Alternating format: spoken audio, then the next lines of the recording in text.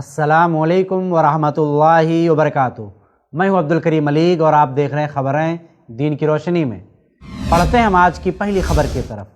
सहारनपुर के सांसद ने हज यात्रियों को इनकम टैक्स रिटर्न दाखिल करने को लेकर पीएम मोदी को लिखा पत्र। उत्तर प्रदेश के सहारनपुर से लोकसभा सांसद जनाब फजलुर रहमान ने PM Narendra Modi, finance minister Nirmala Sitharaman और minorities affairs minister Mukhtar Abbas Naqvi को पत्र लिखकर हज यात्रा के लिए जाने वालों को इनकम टैक्स रिटर्न दाखिल करने की कंडीशन को ख़त्म करने की मांग की है। उन्होंने कहा कि देश के इतिहास में ऐसा पहले कभी नहीं हुआ है।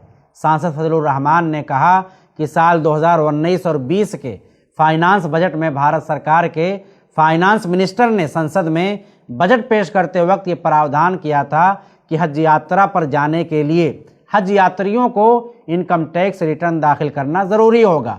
उसी पत्र में सांसद फजलुर रहमान ने लिखा कि जो प्रावधान सरकार ने किए हैं वो काफ़ी कमज़ोर हैं और बताया कि दूसरे धर्म के लोग भी देश से बाहर धार्मिक यात्रा पर जाते हैं, जैसे नेपाल, श्रीलंका और पाकिस्तान, लेकिन उन यात्रियों को इनकम टैक्स रिटर्न भरने की कोई कंडीशन नहीं रखी गई है।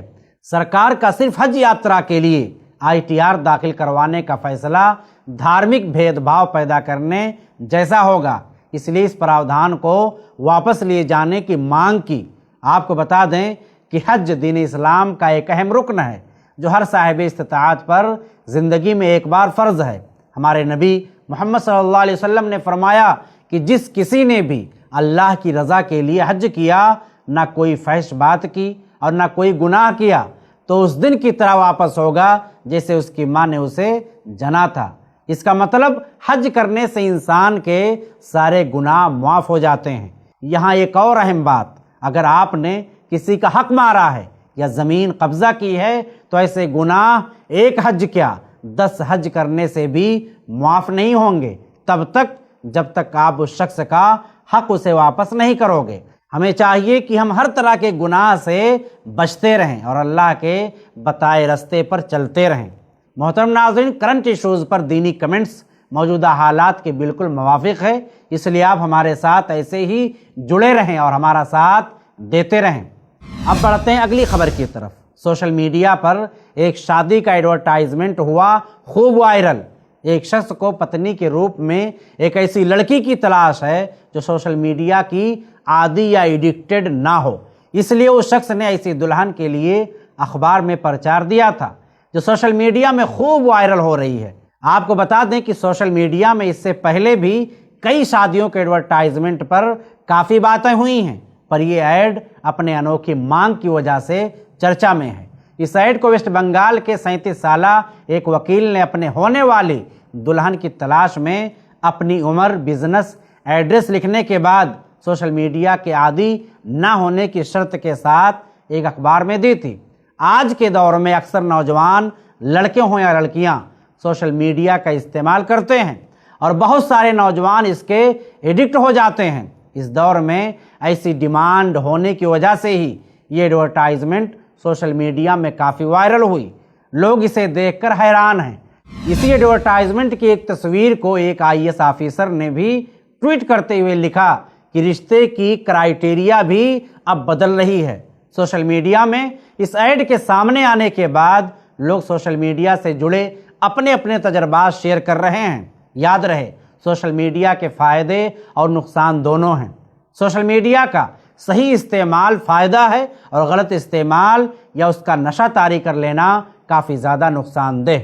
आज अक्सर लोग सोशल मीडिया के एडिक्ट हो रहे हैं, अपना ज़्यादातर वक्त उसी में गंवा रहे हैं, जिसकी वजह से लोगों को काफ़ी परेशानियों का सामना करना पड़ रहा है। साथ ही इसकी वजह से घरों का ख़ानदानी निज़ाम बिगड़ता हुआ नज़र आ रहा है। इसलिए चाहे लड़का हो या लड़की, सोशल मीडिया की लत से बचना चाहिए। अगर आज बच्चों के माँ बाप ही सोशल मीडिया एडिक्ट होंगे तो उसका सारा असर आने वाली नस्लों पर पड़ सकता है, क्योंकि आज का अक्सर सोशल मीडिया बेहयाई से भरा पड़ा है। याद रखें, बच्चे के लिए उसकी माँ की गोद ही सबसे पहला स्कूल है। इसलिए अगर माँ उस एडिक्शन में फंस गई तो बच्चों को क्या तालीम दे सकेगी। और एक ख़ास बात, बच्चे की तरबियत माँ और बाप दोनों की है। जिस तरह माँ बाप अपने बच्चे की तरबियत करेंगे, बच्चा समाज में उस तरह का बर्ताव करेगा। इसीलिए आखिरी नबी मोहम्मद सल्लल्लाहु अलैहि वसल्लम ने भी शादी करने के लिए दीनदारी का क्राइटेरिया रखने का हुक्म दिया है, ताकि आने वाली नस्लें बेहतर सिमत में जा सकें, उनकी सही तरबियत हो सके। आज समाज बढ़ते हुए अपराधों की वजह से परेशान है, इसलिए बच्चों के संस्कार अखलाक को लेकर काफ़ी चर्चा हो रही है। इसलिए हमें ज़रूरी है कि हम बच्चों को अच्छे अखलाक सिखाने के लिए अच्छा दीनदार जोड़ा तलाश करें। याद रहे, दीनदारी दूसरी तमाम शर्तों से ऊपर है और उसी को फॉलो करना ज़रूरी है। अब बढ़ते हैं अगली खबर की तरफ। एशिया की सबसे बड़ी झुपड़पट्टी धारावी में कोरोना वायरस के खिलाफ लड़ने के लिए 180 उलमा का बहुत बड़ा योगदान। मुंबई का धारावी एशिया का सबसे बड़ा स्लम एरिया माना जाता है, जहां करीब 6.5 लाख से ज़्यादा लोग 2.5 किलोमीटर के एरिया में रहते हैं। धारावी के स्लम में कोरोना की इस लड़ाई में फ्रंट लाइन के वर्कर्स भी बहुत मुश्किलात झेल रहे थे।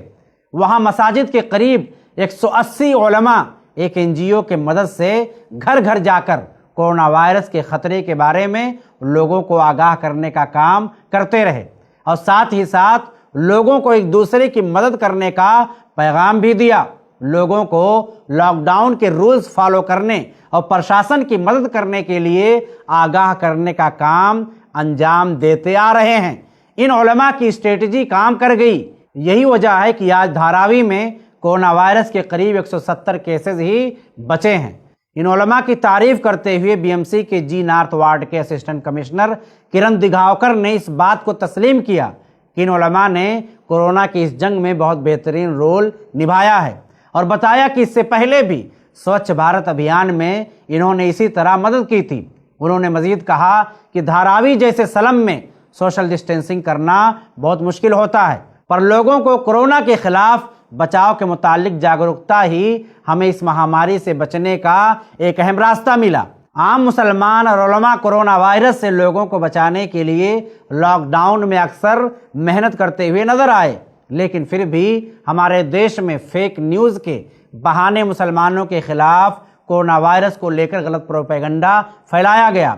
ऐसे फेक न्यूज़ और प्रोपेगेंडा से हमें हर वक्त बचने की ज़रूरत है। नाजरीन, इससे पहले कि मैं आपसे रुख्सत लूँ, आपसे गुजारिश, आप इस प्रोग्राम को लाइक और ज़्यादा से ज़्यादा शेयर ज़रूर करें।